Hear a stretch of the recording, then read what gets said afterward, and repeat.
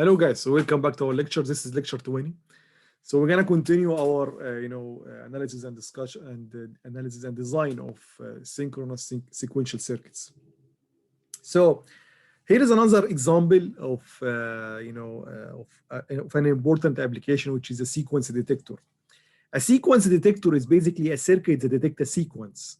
If you have some input stream of bits at the input, we're gonna detect sequences, specific sequences based on the application, and the output should notify us with that.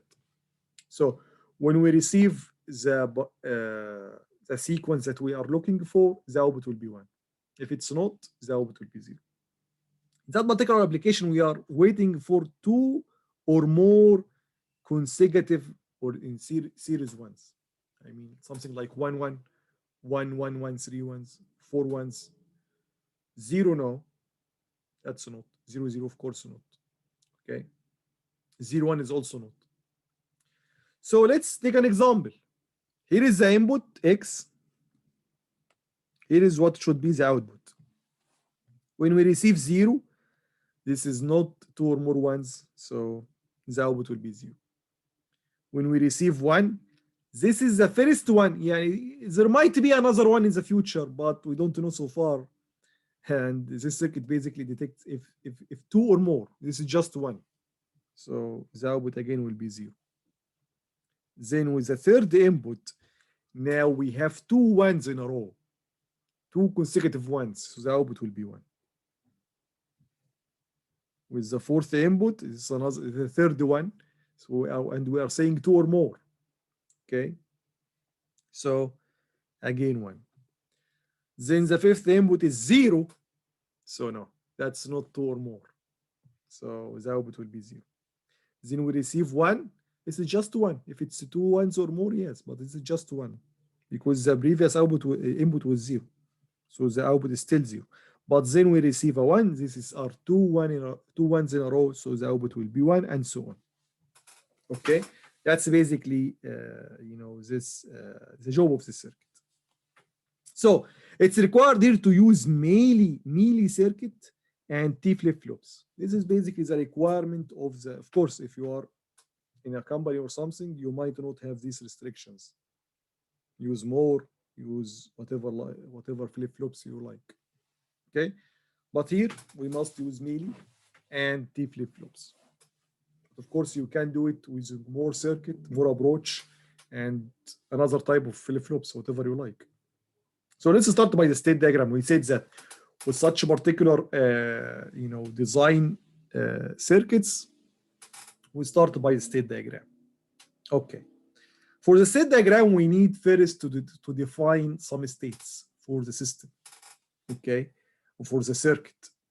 So a good thing here, we can say that, okay, let's assume 2 states. One state means that we receive or no one's detected. Okay. Another state says that we detect 1 or more ones. Okay, 1 or more. So let's have 2 states. Assume 2 states. It's 0, for example. This means no one, or let's write it in that way.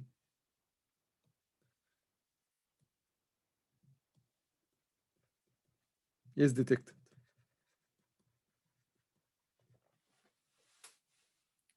And another state S1 means 1 or more are detected. Okay. So let's try to make this in a state diagram. So we have 2 states. S0, S1. Okay. S0 means we detected no ones so far. So if the input is 0, we should stay in the same state because that means we detect no ones. No ones in the input, the current input. Okay. And the output at that case should be 0, right? Now, if we receive 1, at least 1, then we transfer to the next state, S1, in which we, if we are in S1 state, that means we received at least 1, 1, 1, okay?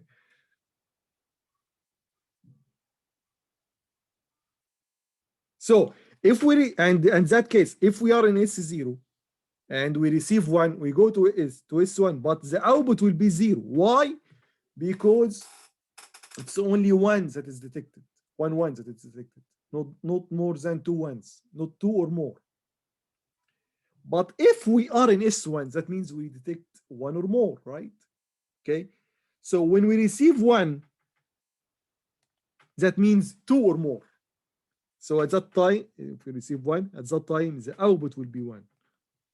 So if we are in S1, that means we at least received 1 1, at least.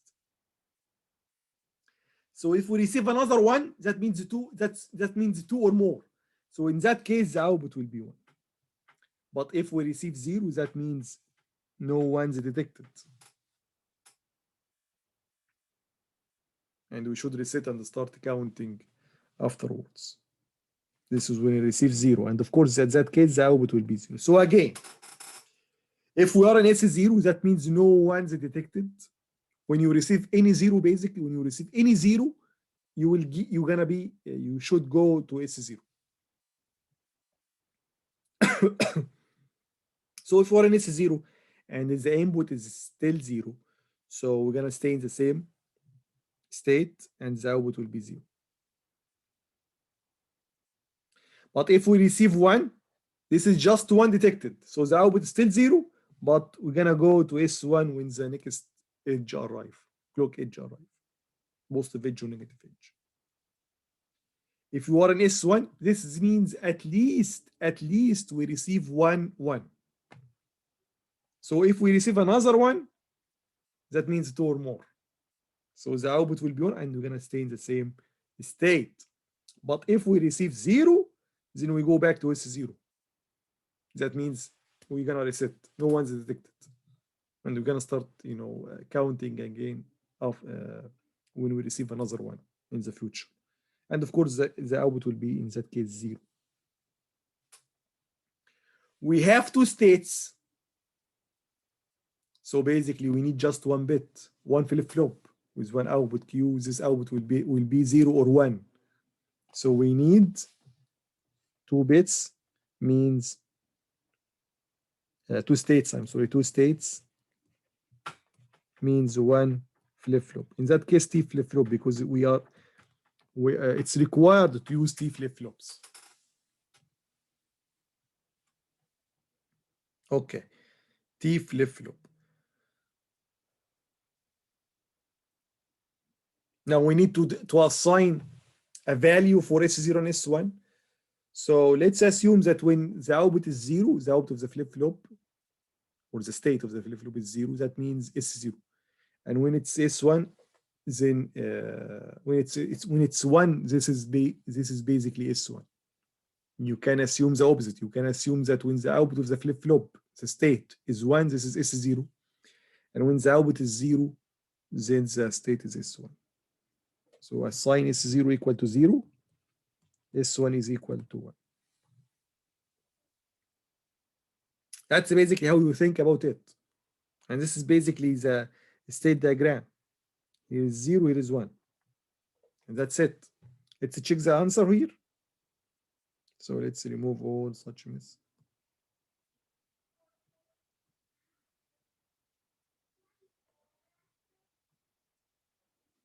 Okay, it's exactly what we have, did together.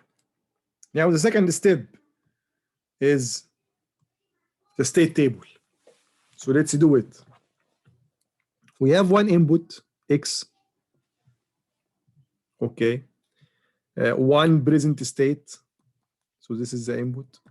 This is the present state. Then we have also the next state, because we can determine the next state based on the state diagram very easily. Q plus or Q of t and Q of t plus 1. And we have the output y. Let's write it. Oops, yes.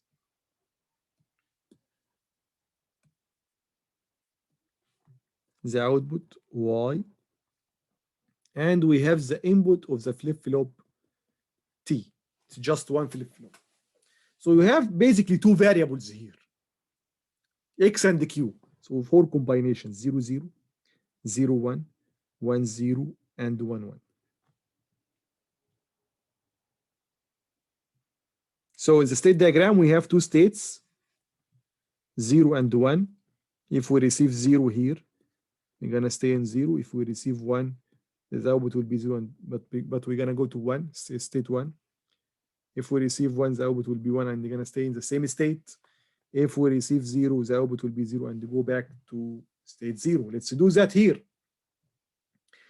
When the current state is 0 and the input is 0, we're going to stay in the same state. So Q plus will be 0. And the output will be 0.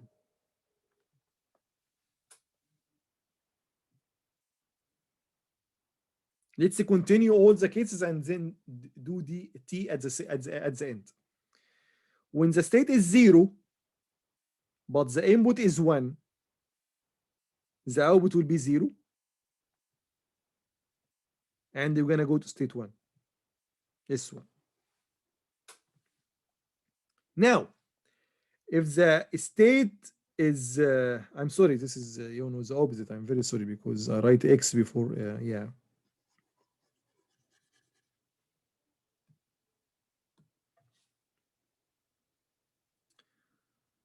So 0, 1, 1, 0, 1, 1. Now, when the state is 1, yes, 1, and we receive 0, we go back to state 0. And the output will be 0. Now, when the current state or present state is 0, we are here, and the input is 1, the output will be 0, but we go to another state, S1. Finally, when the state is 1 and the input is 1, we're going to stay in the same state, and the output will be 1. Now, let's do the t. Okay? Let's do the t. So, if you guys remember, t or q plus in the t flip-flop, the characteristic equation of the t flip-flop was equal to t XOR q. That was the equation for the t flip-flop, the characteristic equation. So let's do it on a truth table and try to find t and on the left-hand side, and q plus and q, which we have. Now the known now is q and the q plus. T is not known, so we need to get t on the left-hand side and the q plus and the q on the right-hand side. So let's do it. So if this is t, this is q, this is q plus 0, 0, 0, 1, 1, 0, 1, 1. Okay, so this will be 0, this will be 1, 1, 0. Okay, now bring t in here, 0, 0, 1, 1, and just look at this table here. Forget about this. Look at this table. Q0 and the Q bar, Q plus is 0. T is 0. So when when the number of ones is 0, T was 0. Now 1, 1, T is 0. And the number of ones here is even. Then Q0 and the Q plus 1, T is 1. Finally, Q is 1. T plus 0, T is 1. So it looks like T is equal to Q XOR Q plus. So it's a kind of rotated. I mean, whenever you have something equal to something XOR with something, then you can get any of the symbols on the or variables on the right hand side to the left hand side and replace it with on the symbol on the left hand side. Okay, and of course you can do this as well from the Carnot map. So 0 0 0 0. Yeah, but it's not sorted here. So you must sort it because 0 0 here, this is 0. Then 0 1, we have here 1. Then 1 0, we have here 1. Then finally 1 1, we have 0. Yeah, be careful with this. Look, we have two groups, this guy and this guy. This is Q and this is Q plus. So T is equal to Q, Q plus bar plus Q plus Q bar. This is basically XOR, right? So T as a function of Q and the Q plus will be just the XOR, okay? So 0 XOR 0, or yeah, the number of ones is even 0, so it's considered even, so T will be 0. 1 and 0, the number of ones are odd, so the T will be 1. 0 1 1 1 1 is 0. Can we check on that? Yes, you can check. Very easy one. Look, if you know Q and you know T, you can determine Q plus. This is just a check. We already get T, but let's check, verify it's correct or not. So if Q is 0 and T is 0, that means keep it the same. So Q plus will be 0. If Q is 1, but T is 1, that means toggle. If the output was 1, make it 0. If the output was 0, make it 1. So the output will, the current state was 1, so the output will be 0. When Q is 0 and T is 0, again toggle from 0 to 1. That's why Q plus is 1. Finally, Q is 1, but T is 0. Keep it the same. So Q plus is 1. Okay, that's another way to do it. Okay, guys, that's basically the characteristic table. Okay. Can we do a Carnot map? Yes, you can do the Carnot map as well. So let's do the Carnot map. So we need two equations, one for the output and one for the input of the flip-flop. So let's start by the Y one. It's just two variables, X and Q. 0 0, so 0 0 0. It's basically and add negate. So Y is equal to Q and X. It's really very obvious here. How about T? Let's do it. X and Q. 0 1 1 0 0 1 1. Oh, it's again XOR. T is equal to X XOR Q. Okay. Now let's check, the correct answer together.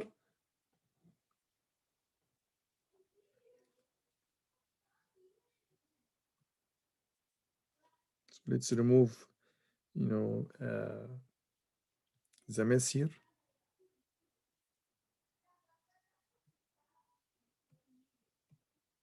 So here it is. This is basically the state table. Okay. Here I just switched X and Q, but again, you must get the same equations at the end. Let's check the equations. Yes.